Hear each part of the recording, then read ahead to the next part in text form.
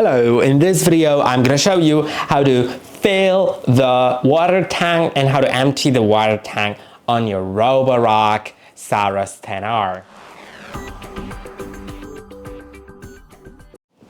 As you can see right here, I have the robot and in order to fill or empty the water tank, I simply need to find them on the top.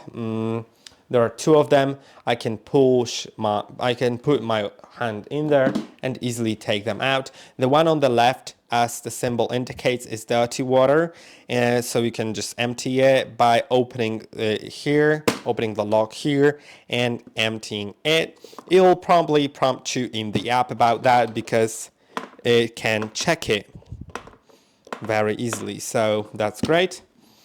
Then there's the clean water tank, and it'll also prompt you when it's empty, so you can fill it in. As you can see right here, you can easily open it, then close it, lock it, put it back in, and that's basically it. I hope that this video was helpful. Don't forget to like, subscribe, and I'll see you in the next one.